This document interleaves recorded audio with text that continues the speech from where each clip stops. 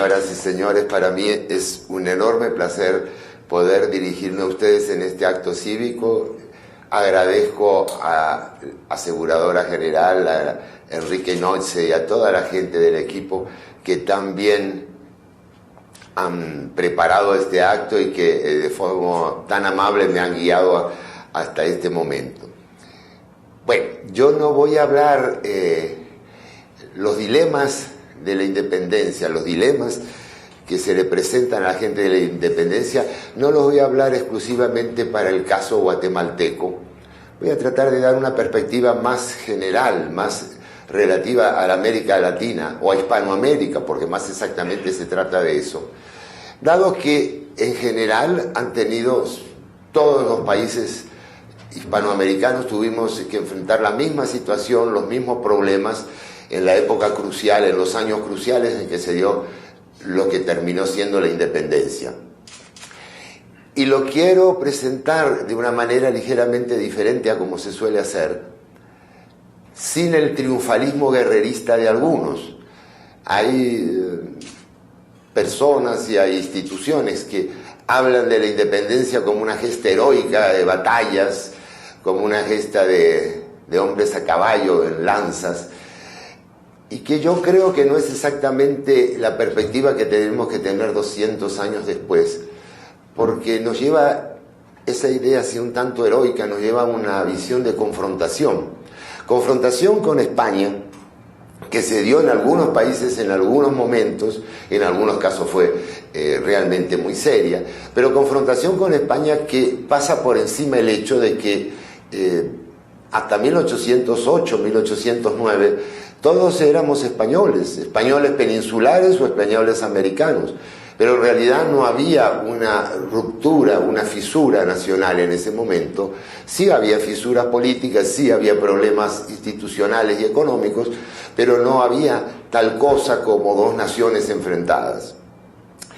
Tampoco quiero llegar a la posición un tanto triste que dice que, bueno, ¿para qué independencia? ¿De quién nos independizamos? ¿En qué sentido? ¿Somos independientes o no?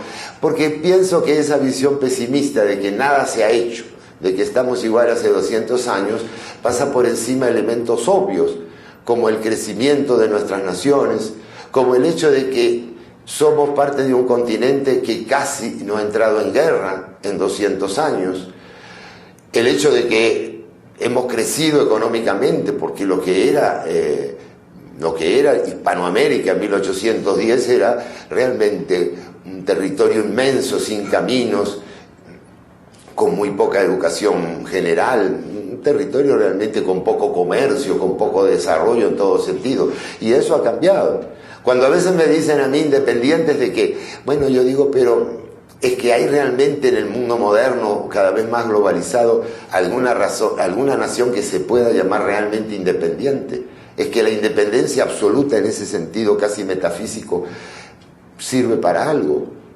No es eso, en cierta forma, el aislamiento, sobre todo cuando se piensa en la independencia económica, que significa no tener a veces lazos comerciales, no tener intercambios, no tener flujo de personas, de capitales. Entonces, en ese sentido, yo no quiero ser ni extremadamente pesimista ni extremadamente optimista, sino tratar de entender lo que le pasó a esa gente. Digo lo que le pasó a esa gente porque de alguna manera la independencia de nuestras naciones no fue un proceso largamente preparado, madurado, estructurado en largas discusiones, como sí lo fue el de las colonias de América del Norte, que tuvieron todo un tiempo y que fue de algún modo una decisión más de ellos que de Inglaterra el deseo de independizarse. En el caso nuestro, si bien nosotros en 1808, yo voy a insistir mucho con esa cifra y van a ver ustedes por qué, en 1808 vivíamos en un mundo sumamente conflictivo. Estaba esa revolución americana que había creado una república independiente que en esa época era algo asombrosamente nuevo en todo el escenario mundial. No había repúblicas democráticas e independientes, salvo el caso excepcional de Suiza. no las había en aquellos tiempos, eran todas monarquías absolutas, salvo la inglesa, que era una monarquía constitucional. Luego de eso ocurre, y en parte como rebote de esa situación, la gigantesca y terrible Revolución Francesa, que a partir de 1789 desata cambios cataclísmicos en toda Europa. Y de esa Revolución Francesa va a salir un poco a contracorriente de lo que de esa libertad y de esa igualdad que se pensaba al comienzo, y por supuesto de esa fraternidad, porque lo que hubo más que fraternidad fueron ejecuciones, terror, guerra, conflictos. Lo que va a surgir después de eso va a ser la figura de Napoleón, que como nuevo conquistador, como nuevo emperador, va a tratar de dominar y de conquistar toda Europa. En ese proceso se va a producir una situación de acefalía en el Reino de España. Va a estar enfrentado padre e hijo, Carlos IV con Fernando VII, van a estar en una situación de bastante debilidad. España, aliada de Francia, va a perder la batalla de Trafalgar, la batalla marítima de Trafalgar 3 años antes. Por lo tanto, España va a tener un debilitamiento general de los ya débiles lazos que tenía con lo que fueron en su época las Indias. En esa España debilitada, en esa España de algún modo semi-aislada por la pérdida de su flota, Napoleón va a entrar y va a hacer una conferencia en la que van a abdicar padre e hijo, los ya mencionados, y se va a imponer la figura de un rey, que es el hermano de Napoleón, José Bonaparte, vulgarmente conocido en España como Pepe Botella. Pepe Botella, la gente benevolente dice que por su baja estatura, otras versiones dicen que por su afición realmente a estar cerca de las botellas. Pero en todo caso, don José Bonaparte no va a ser un hombre que tenga ni la experiencia ni los quilates para gobernar un reino que inmediatamente se le va a levantar en contra, que va a producir una situación casi anárquica durante algunos meses, que va a producir la creación de varias juntas locales que toman de alguna manera, revierten el poder al pueblo. Eso va a desembocar finalmente en una junta general y va a crear en las colonias una situación de perplejidad, de incertidumbre, que esa es a la que yo quiero referirme. Una situación que va a ser manejada de diversas maneras en diversos sitios. Ahí, utilizando un anglicismo, pudiéramos decir que diversas personalidades criollas, intelectuales, sacerdotes, militares, tenían diversas agendas en ese momento. La agenda básica era mantener el orden, mantener la paz. Y un poco la incertidumbre, ¿qué hacemos? No tenemos rey.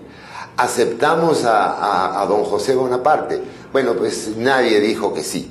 Nadie quiso aceptar esa imposición. Era realmente algo un tanto desconsiderado para los americanos tener un rey que ni siquiera era plenamente conocido, que no se sabía, que no tenía la menor tradición, que no tenía la menor legitimidad. ¿Qué hacemos entonces? En algunos lugares se crearon juntas de gobierno, en otros se decidió mantener la autoridad, pero esa primera situación, 1808, a eso me refería, va a desatar un proceso que va a ser sumamente complicado y para el cual yo pido comprensión para la gente que tuvo que vivir en él. Nosotros vivimos tiempos difíciles, a veces pensamos así, pero aquellos tiempos fueron realmente duros, fueron realmente donde vacilaron de pronto todas las instituciones, donde vacilaron todas las convicciones, todo aquello que se pensaba como seguro, estable, sólido, imperecedero, de pronto pareció tambalear. ¿Qué se hace en un momento así? Yo por eso les decía, pido la comprensión. Esa gente tuvo, por decir así, tuvo de pronto la posibilidad de tener el poder en sus manos. Muchos lo tuvieron. A partir de la independencia, nosotros lo que conocemos como los héroes de la independencia, bueno, todos tuvieron el poder, pero también hay que pensar el lado contrario. La mayoría de esas gentes terminaron en el exilio, frente al pelotón de fusilamiento, en mazmorras, terminaron en conflictos con sus hermanos. Fueron tiempos realmente difíciles porque no había una verdad establecida, había que tratar de establecer una verdad política, una verdad ideológica, una visión de cómo proceder de ahora en adelante. En 1812, en Cádiz se proclama una constitución llamada la Pepa, porque se proclama el día de San José, el día 19 de marzo. Una constitución que es el primer intento real de España por ir a un régimen constitucional, por ir a un régimen estable.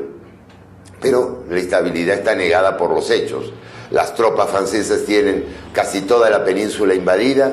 Se proclama la constitución en Cádiz, precisamente Cádiz, porque Cádiz es el puerto que está al extremo sur de toda la península. Todo el resto no lo posee ninguna España organizada.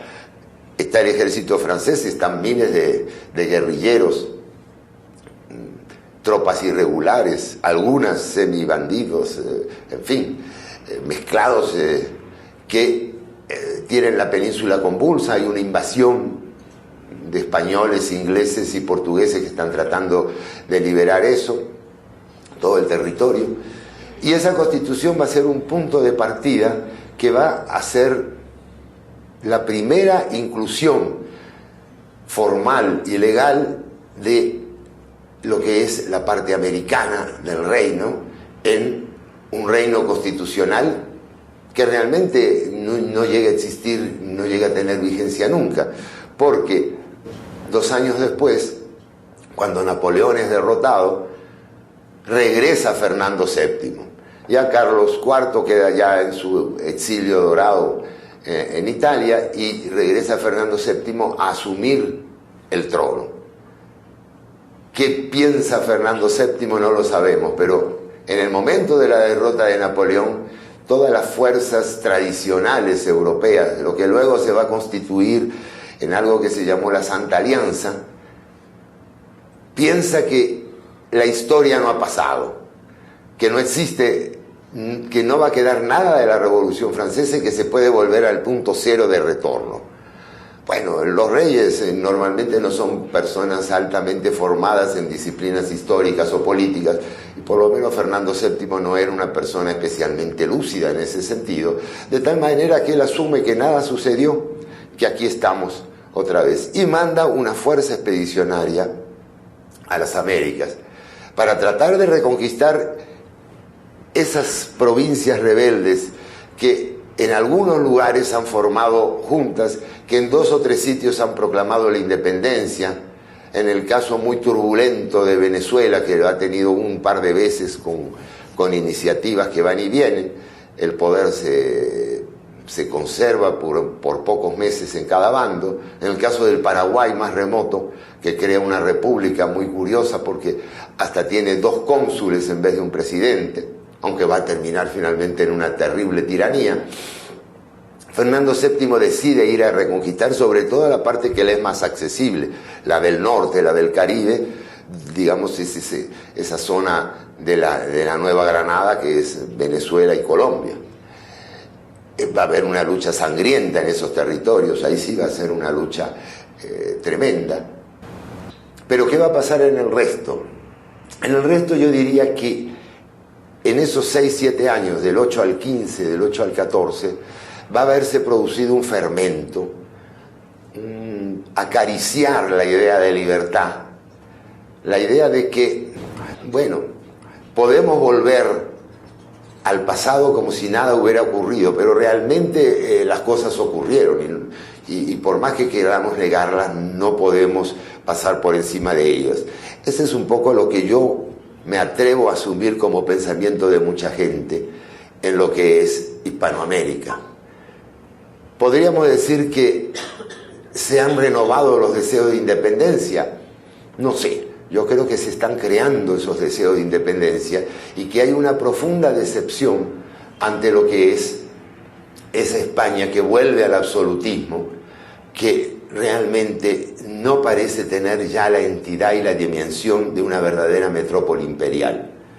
Eso va a desatar luchas, como les decía, en la parte de Venezuela, luchas en la parte del sur del continente, y entre el año 14, 15 y sobre todo el 16 en adelante va a haber una lucha armada, una lucha por la independencia en casi toda Sudamérica. No va a haber una situación uniforme, y eso es importante que lo veamos, que lo contemplemos. Y es importante para no tener visiones planas y esquemáticas y en blanco y negro de la historia. Así como Washington, cuando pelea contra los ingleses, encuentra en algunas poblaciones, no pequeñas, algunas como Nueva York, encuentra que la mayoría de la gente en algún momento todavía está con los ingleses y que le parece que es un aventurerismo extremo eso de declararse independiente. Eso le pasa allá a Washington en el norte. Aquí también pasa que hay varias posiciones. Yo ahora lo voy a resumir un poco al final cuando hablemos de los dilemas. Pero está la posición obvia de decir, bueno, mira, nos vamos a embarcar en una guerra terrible, una guerra de algún modo fratricida. Bueno, tratemos de mantener las cosas como están. Esa es la situación que se vive en todo el reino de Guatemala, la situación que se vive en un México asustado por los tintes clasistas de la revolución que han emprendido y de la guerrilla que queda de Hidalgo y Morelos. Esa es la situación en el virreinato del Perú, que permanece prácticamente en calma a la espera de los acontecimientos y a ver si se puede reconquistar esa paz del pasado. Pero eso no es lo que sucede en otras regiones, donde ya la guerra se ha abierto, se ha desatado la lucha. O sea, tenemos como dos niveles, dos movimientos entre esos años, hasta que al final la debilidad española, la debilidad de lo que llamaríamos la metrópoli, se va a expresar el 1 de enero de 1820 en lo que se llamó el motín de Riego. ¿Qué es el motín de Riego? Bueno, pues es un levantamiento de un contingente de 10.000 hombres que se está preparando allá en el norte de España, en Galicia, para volver a tomar las posesiones que se habían perdido, o sea, una segunda expedición. Y esa gente se va a levantar contra el rey, va a ser una revuelta complicada, va a durar varios meses, exigiendo la vuelta a la Constitución de Cádiz, exigiendo la monarquía constitucional. Después de unos meses, Fernando VII, hacia septiembre-octubre, va a decir que avancemos, y yo el primero, por la senda constitucional. Y él va a asumir la Constitución de Cádiz como rey constitucional. Pero esa nueva inestabilidad que va a surgir en España va a significar un golpe, y yo diría el definitivo, para la idea de una España o un reino de España o un imperio español que abarque lo que son las partes americanas. Va a ser un golpe porque va a derivar hacia unas cortes, un parlamento liberal muy extremo con tintes anticlericales muchas veces, y eso va a significar entonces que prácticamente nadie en Hispanoamérica acepte ya con tranquilidad y con paz lo que es un dominio colonial. ¿Por qué? Bueno, y le diría porque hay que ser realista en esto y no me gustan las visiones idealizadas. ¿Por qué? Porque algunos son demasiado conservadores para aceptar lo que está pasando en España y otros son demasiado liberales para aceptar lo que está pasando en España. Quieren ya la independencia. Es decir, no sé si surgen de mis palabras la complejidad del proceso. Y por eso les decía al principio lo terrible que fue para esos hombres y para esas mujeres de la época tomar decisiones, porque no es que estamos frente a una situación definitiva, siempre clara, siempre igual. Estamos frente a una situación que avanza. De pronto no hay rey, de pronto tenemos un rey absolutista, a los pocos años tenemos unas cortes liberales, un rey que va quedando arrinconado. Incluso 3 años después todavía tenemos una invasión de franceses llamada por la parte más absolutista de España, que deponen a los liberales y se vuelve al absolutismo otra vez en 1823. Eso es lo que nos toca vivir de este lado del océano. Eso es lo que nos obliga a tomar decisiones. Y ahí viene lo que yo decía en mi título, los dilemas de la independencia. Quiero explicar razonadamente los principales dilemas para que vean los muchos que fueron y de algún modo que nos hagan reflexionar sobre el presente. Algunos de estos dilemas todavía se mantienen en una forma totalmente alterada y diferente, pero son problemas básicos de lo que es la ciencia política, de lo que es la organización política. Otros dilemas fueron prácticamente del momento, pero todos fueron de raíz profunda, todos obligaron a pensamiento, y en el calor de la lucha y en la variedad de los acontecimientos no nos dejaron demasiadas obras, sí las hay, pero no dejaron demasiadas obras sobre las reflexiones que se hicieron en ese momento. El primer dilema, 1808, 1815, ¿somos independientes o no? Ese es el primer dilema. Y algunos lo pensaron ya, por ejemplo, en la ciudad de Buenos Aires, en la ciudad de Caracas, lo pensaron con claridad y definitivamente diciendo: debiéramos ser independientes, vamos a independizarnos, aprovechemos esta coyuntura para crear ¿qué? No sé, pero para independizarnos, porque ahí va a venir el segundo y más profundo de los dilemas.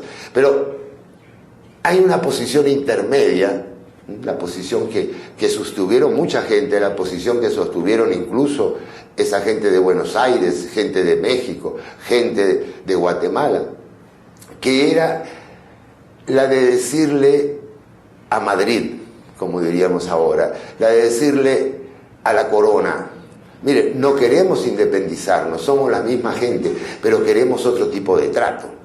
Queremos verdadera libertad de comercio. Eso lo decían en algunas partes. Las ciudades comerciales, las ciudades portuarias.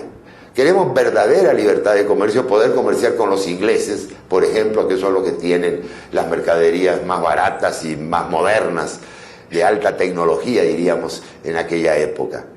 Queremos participación en el gobierno local. No puede ser que todas las altas autoridades vengan importadas de España por unos pocos años.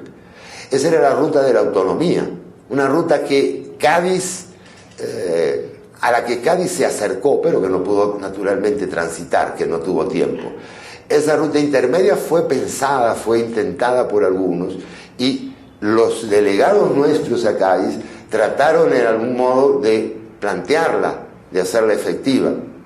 Los sucesos impidieron que eso se pudiera concretar en una verdadera estructura más moderna, de un imperio más moderno. El imperio español estaba como herido de muerte realmente en esa época, y por supuesto no tenía ni la capacidad de adaptación ni los hombres para adaptarse, porque estas ideas sí se habían planteado ya unos decenios antes, durante el reinado de Carlos III, por personas que habían tenido la intuición de ver de que ya no se podía mantener un imperio tan vasto de una manera concentrada, dominada, absoluta, centralizada. Esa fue el primer dilema, diría yo. Y ahí, claro, la gente más conservadora era la gente que no quería cambios, la gente más revolucionaria, en esa época más liberal, era la que quería el corte. Pero el segundo problema, que yo lo esbocé hace unos instantes, y que se planteó con más intensidad todavía, en el momento en que ya se vio, y ya los hechos hicieron que la independencia estuviera a la orden del día. El segundo dilema es el sujeto. ¿Quiénes nos independizamos? ¿Quién es el sujeto que plantea la independencia? ¿Es la ciudad de Buenos Aires? ¿Es la provincia de Buenos Aires? ¿Es la Argentina? ¿Es el virreinato del Río de la Plata en su conjunto? ¿Es Guatemala? ¿Es la capitanía? ¿Es toda Centroamérica? ¿Incluimos México? ¿Incluimos Cuba? ¿Cuál es la unidad política natural para nosotros? Hay un famoso documento que se llama la Carta de Jamaica, que lo hace Bolívar en 1814, una carta privada realmente, no es un texto así a publicar, pero un documento muy sólido, donde se plantea un poco esto. Y fíjense, nos encontramos ante un dilema de esos que no se pueden resolver bien. ¿Por qué? Porque por un lado, desde el punto de vista de lo que es la cultura, la tradición, lo que es la religión, el idioma, lo que es las raíces, somos una sola nación. Se lo dice una persona que ha vivido en 5 o 6 de estos países, se ha sentido cómodo en todos y aquí se siente como un guatemalteco más, sin tener que hacer ningún esfuerzo de adaptación especial, sin tener que aprender ningún idioma, sin tener que cambiar sus costumbres en forma radical. Es decir, realmente todavía, 200 años después, somos culturalmente una nación más integrada quizá a veces que otras naciones europeas. Y esa es la lógica es independizarnos como Hispanoamérica o algo así. Pero hay otra cosa también lógica, eso no es una nación desde el punto de vista material. No hay un sistema de caminos que nos permita llegar en una semana de Guatemala a México, ni en un mes posiblemente. Ni les hablo de llegar a San José de Costa Rica, o a Cartago, que es en ese momento una de las principales ciudades. Ahí necesitas 2 o 3 meses. Ahora, incluir hasta Chile, desde aquí, bueno, se necesitaban viajes en barco, en puertos que había muy pocos, barcos había pocos, una carta podía tardar 6 meses en llegar, podía ser eso una nación, había la estructura, la infraestructura para poder decir que esa nación pudiera surgir al mundo como una entidad política independiente. Obviamente no. Entonces, ¿cuál es la solución? Crear las unidades más grandes posibles, irnos a lo local. Esos eran los problemas que se plantearon. Aquí se plantearon de una manera muy dura después de la independencia, con esa república federal que no llegó a tener consistencia propia porque se deshilvanó en 5 partes componentes. Pero también sucedía en otros países donde las soluciones fueron distintas, es decir, no existía una tal cosa como un país llamado Ecuador. Ecuador estaba formado por 2 unidades bastante diferentes, Quito y Guayaquil. No existía una cosa como lo que llamamos hoy Bolivia. Bolivia era parte de un virreinato o de otro. ¿Cómo conformarlos? Bueno, la realidad, lo que llamamos después la historia, dio su palabra. En algunos casos se pudo mantener la unidad, en otros no. En unos casos se mantuvo fragmentada.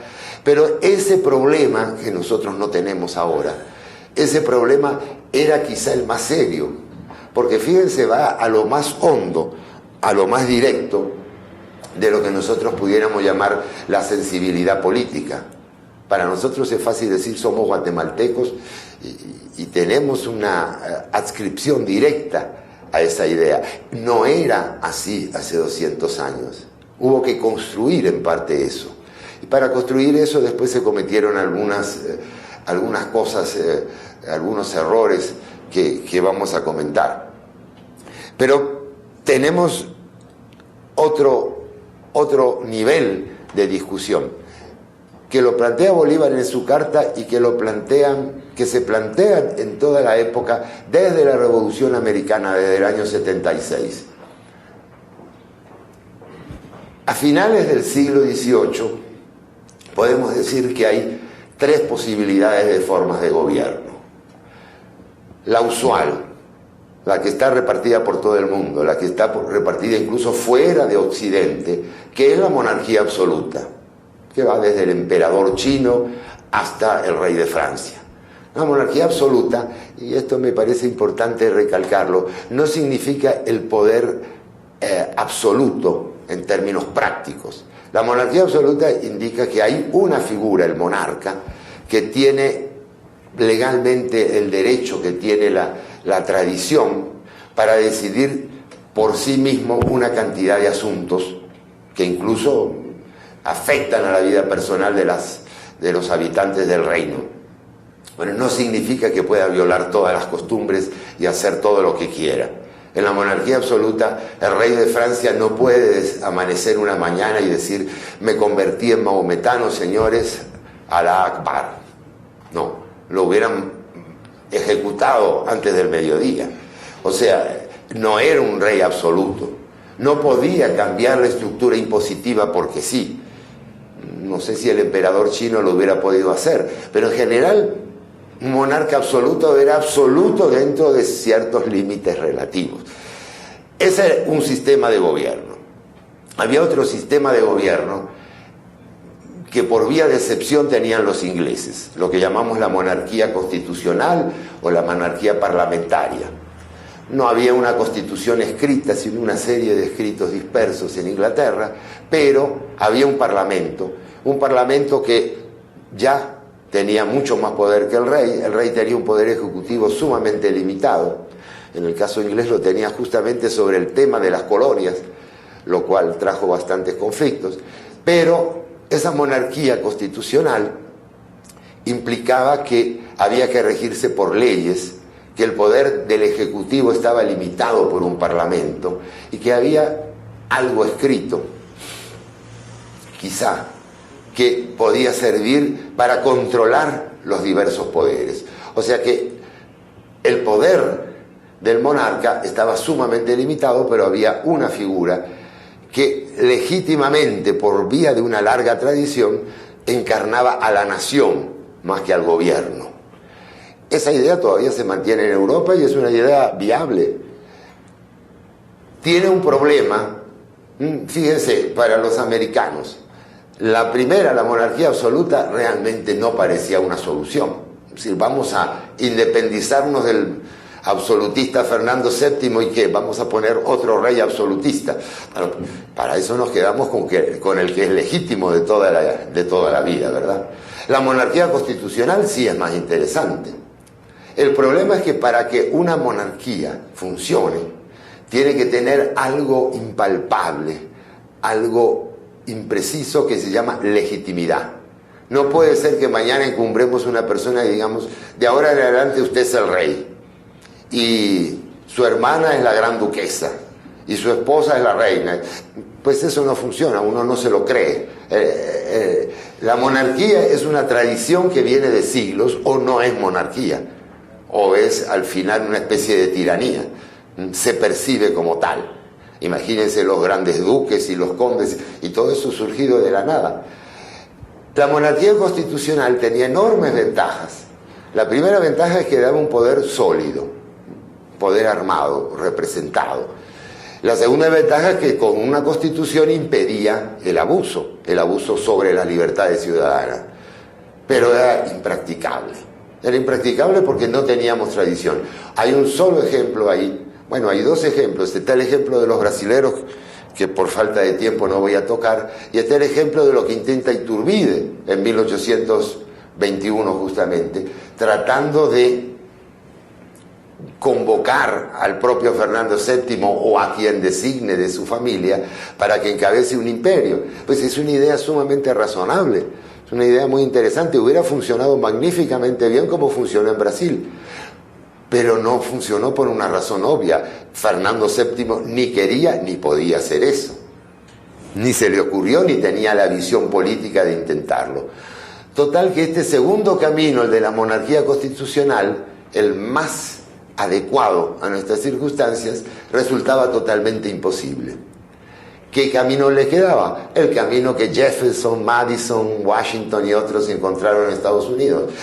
Lancémonos de una vez a la república. La república es una cosa difícil de construir.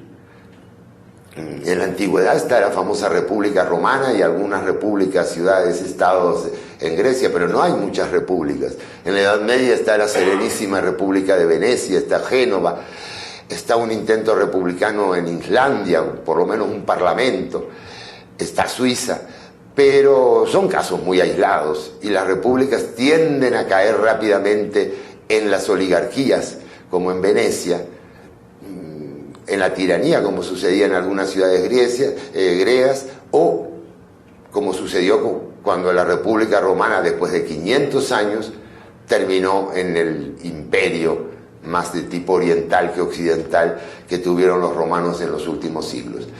Lanzarse a la república significaba tener una ciudadanía madura para construir como de la nada instituciones republicanas.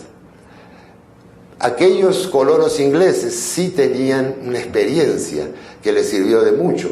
Cada uno de los estados, de lo que luego fueron los Estados Unidos, cada uno de los estados tenía sus cartas, sus constituciones, de tal manera que estaban acostumbrados a un mecanismo, si no republicano, una especie de remedio de república en Virginia, en Massachusetts, en Georgia, en donde fuera. Había un sistema, no de autogobierno, pero de gran autonomía. Acá no teníamos eso, no teníamos práctica republicana. Y eso es lo que mencionaba yo en la carta de Bolívar, la carta de Jamaica de Bolívar, lo que mencionaba que Bolívar se da cuenta de estos dilemas que tenemos. Y al final, ¿qué encontramos? Que todo parece impracticable. La monarquía absoluta ni la queremos ni tenemos rey para eso. La monarquía constitucional, peor todavía. ¿Qué monarca europeo va a venir aquí a asumir una corona surgida de revoluciones, además? La república, bueno, la república es lo que nos queda, pero no tenemos experiencia, no tenemos madurez política, no tenemos tradición para hacerla. Y entonces, porque algo hay que hacer, y ese es el problema. Uno no puede decir, bueno, entonces no hacemos nada. No, alguien tiene que gobernar, no puede haber anarquía. Lo que se va a crear al final, en este sentido, son repúblicas. Pero repúblicas sin inspiración y sin tradición republicana.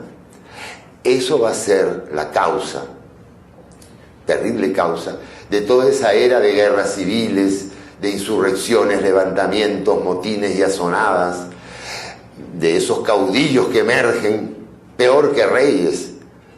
Ellos sí, caudillos absolutos, pero limitados por el otro caudillo que está enfrente, en la ciudad vecina o en el país vecino.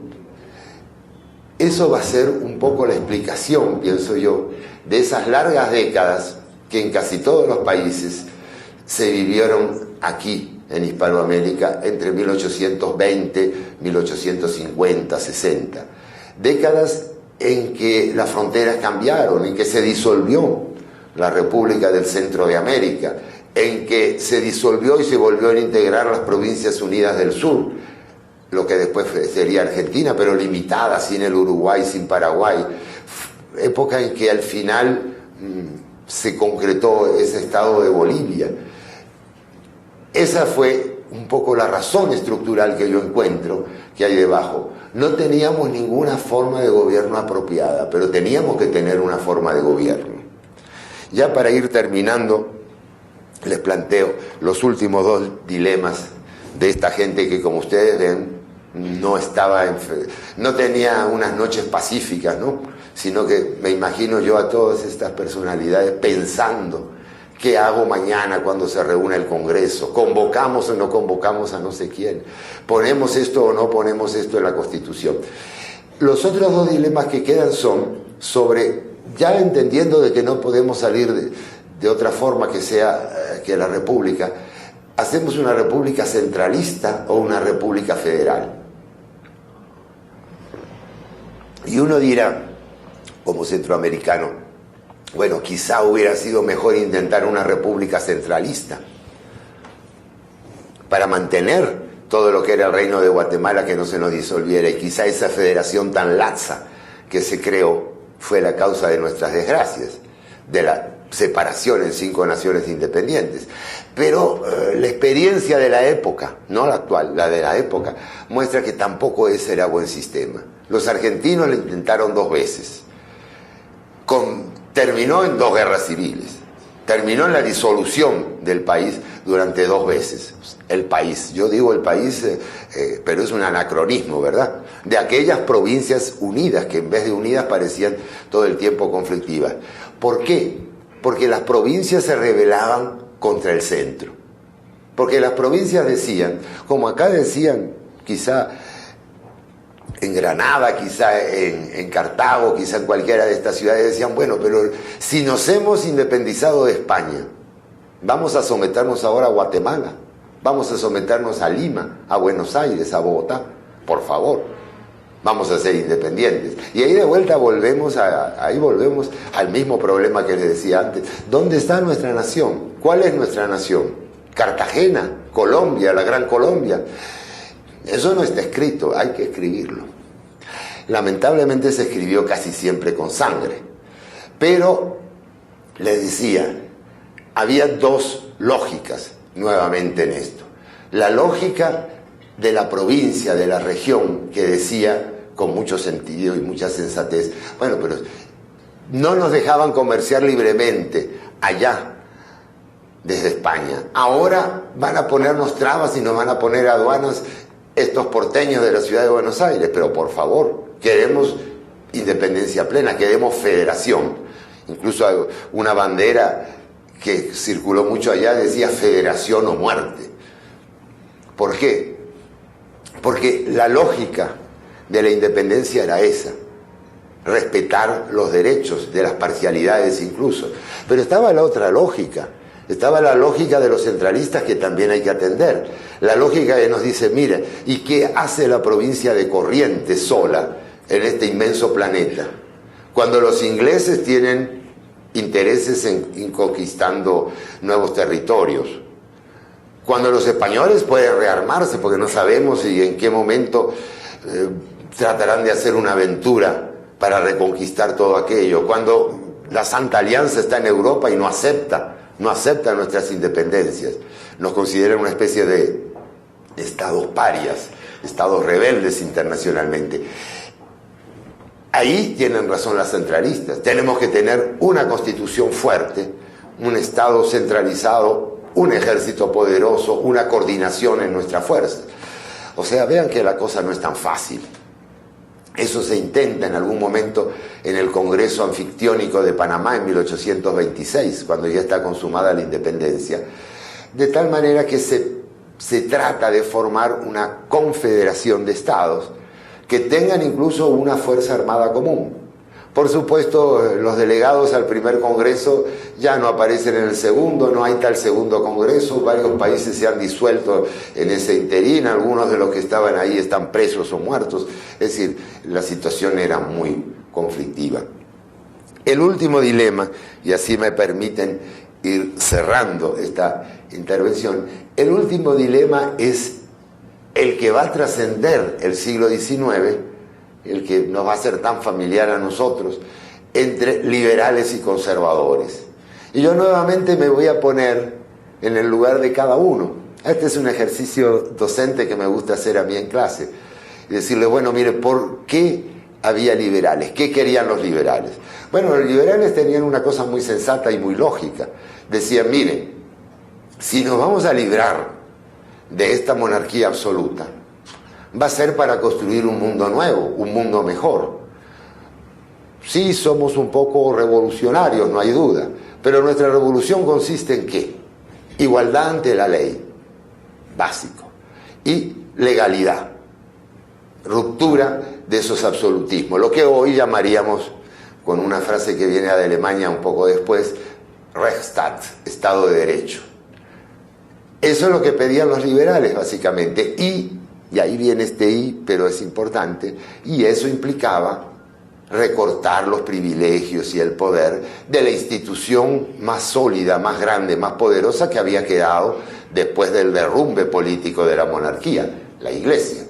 La Iglesia en algunas partes era dueña de una tercera parte de todas las tierras cultivables. La Iglesia tenía un poder político implícito enorme, porque era la que había quedado más o menos incólume. Aquí no había pasado lo de Francia, con sacerdotes a favor y en contra de la revolución. Aquí la Iglesia era el único poder estable y constituido que quedaba, y contra él veían los liberales la necesidad de adoptar medidas de recorte de su poder temporal, pero que terminaba siendo espiritual. Y ahí se levantaban los conservadores y decían lo contrario. Miren, y esto vean qué lógica también tiene. La lógica de decir, miren, acabamos de independizarnos. ¿Quieren ustedes cambiarlo todo a la vez? El régimen social dándole igualdad a estos peones, a estos indios, a estos negros. le vamos a dar de una vez igualdad a todos ellos. Quieren ir en contra de la Iglesia, que es lo único que nos queda. Y en el momento en que recién estamos formando una organización política. Es decir, es absurdo. El mundo se nos va a derrumbar sobre nuestra cabeza. Eso es lo que en el fondo dicen los conservadores. Conservadores y liberales tienen razón en muchas cosas. Y en la experiencia docente que yo les digo, termina diciéndole a mis alumnos, bueno, ¿qué posición hubieran adoptado ustedes? Y la mayoría de los alumnos muy sensatos me dicen, bueno, una posición más o menos intermedia. Yo adoptaría las posiciones liberales, pero no enfrentando tanto a la Iglesia, no poniéndome del todo en contra. Otros dirían, yo sería conservador, pero iría lentamente abriendo todo eso, dándole cada vez. Eso es todo muy bello, lo podemos hacer ahora en un escrito, pero allá no, porque allá se levantaba un caudillo conservador y venía un caudillo liberal, y eso se resolvía con plomo. Y uno no podía decir, espérense un momento, yo soy moderado, yo no estoy ni a favor ni en contra, porque el primero que lo agarraba lo fusilaba. Así es la historia lamentablemente, porque así somos los seres humanos. ¿Qué pasó de todos estos dilemas? Bueno, algunos se resolvieron de una forma bastante clara y bastante sencilla. Tuvimos que ser independientes, salvo Cuba y Puerto Rico, y la Dominicana después, pero salvo Cuba y Puerto Rico, en todo este periodo al final hubo que independizarse. Había una razón de fondo. España no era una potencia capaz de controlar un imperio de esta magnitud. Se quedó con Filipinas, Cuba y algunas islas más, Puerto Rico, y realmente nos independizamos. ¿Qué régimen adoptamos? Pues un régimen republicano. ¿Muy verdadero? No muy verdadero. Un régimen republicano que en realidad era como monarquías absolutas fluctuantes, monarquías plebeyas, digo yo. Los caudillos que se levantaban y que dominaban. No era Carrera un monarca, una especie de monarca. Bueno, no estaba tan lejos de eso. Los brasileros tuvieron la posibilidad de tener un monarca. Al final nosotros nos quedamos con unas repúblicas medio falsas, medio de apariencia, de relumbrón, con muchas constituciones, porque cada vez que alguien quería tomar el poder cambiaba la constitución, o alguien quería perpetuarse en el poder, la modificaba o hacía una nueva asamblea. En fin, repúblicas que yo diría recién un siglo después empezaron a funcionar más o menos bien. En Chile empezaron a funcionar un poquito antes, esa república. En todas se empezó a funcionar un poco mejor después de mucha sangre. Tuvimos que ser republicanos. ¿Liberales o conservadores? Bueno, en cuanto a la composición nacional, al alcance nacional, eso fue variable, casuístico y no se puede definir. Hay algunos autores que yo respeto que dicen que los países que emergieron respetan un poco las líneas de las audiencias. Las audiencias eran tribunales de segunda instancia. Estaba la audiencia de los confines aquí, la de Guatemala. Pero en realidad cuando uno se pone a ver el mapa hay tantas excepciones que eso no funciona. O sea que hubo unidades relativamente pequeñas. Al final, desde el punto de vista nacional, no se logró esa gran confederación, no se logró confederaciones parciales. Los elementos intermedios que hubo, como el centro de América y la Gran Colombia, se desarmaron, se desarticularon sus partes componentes. ¿Que fue malo? En parte sí, en parte no tanto. También se respetaron intereses particulares. ¿Conservadores o liberales? Bueno, yo creo que la historia resolvió esto de una manera un poco cruel, pero como se resuelven en la práctica estas cosas. Al final hubo un primer periodo conservador en casi todos los países, y Guatemala es un muy claro y bonito ejemplo de eso. Sí, porque había habido tantos cambios, tanta confusión y tanta lucha, que se necesitaba aquietar las aguas.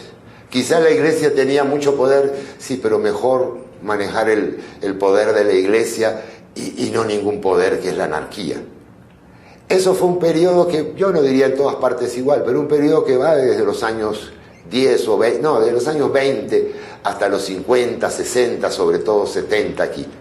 Y luego viene el periodo de los liberales. Es decir, bueno, ya nos aquietamos un poco, Ya vemos que estas repúblicas no son tan democráticas y tan republicanas como quisiéramos, pero ahora hagamos algunas reformas. No podemos mantener las cosas así y sobre todo debemos acercarnos al mundo, romper esos privilegios comerciales que a veces les gusta mantener a los conservadores, esos monopolios y esos estancos, y de algún modo entrar en ese mundo del comercio, en ese mundo internacional. Bueno, mis queridos amigos, posiblemente yo los dejé a ustedes con más dudas de las que tenían al comienzo.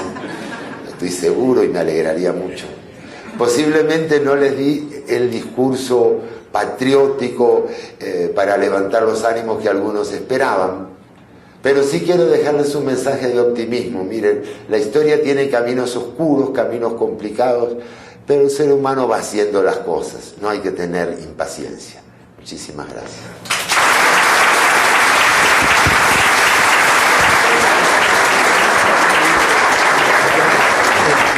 Estimados compañeros de trabajo y distinguidos invitados que nos honran con su presencia el día de hoy en este acto tan lindo que fue adornado con esas bellas palabras que nos dijo nuestro conferencista invitado, haciéndonos una profunda análisis geopolítico y socioeconómico del entorno que hubo en ese momento de la independencia. Hemos descubierto muchas cosas desde el punto de vista histórico, las raíces de los problemas que Latinoamérica ha tenido desde entonces. Y bajo ese punto de vista histórico, creo que también se pueden encontrar algunas soluciones a los problemas que estamos enfrentando. Así que en nombre de Aseguradora General, tengo el honor de agradecerle esa brillante conferencia que usted nos ha dado hoy, esta mañana, dejándonos una huella muy linda, histórica, para siempre. Muchísimas gracias. Y como testimonio de nuestros agradecimientos, le queremos hacer entrega de este pequeño documento que dice: Aseguradora General Grupo Generali patentiza su profundo reconocimiento al doctor Carlos Sabino por su excelente participación como orador oficial invitado durante el acto cívico de conmemoración del 191 aniversario de la independencia de Guatemala y de exaltación de nuestros símbolos patrios, llevado a cabo en su edificio sede, Guatemala de la Asunción, 15 de septiembre de 2012. Muchísimas gracias, don Enrique, por sus palabras, de verdad no las merezco. Muchísimas gracias.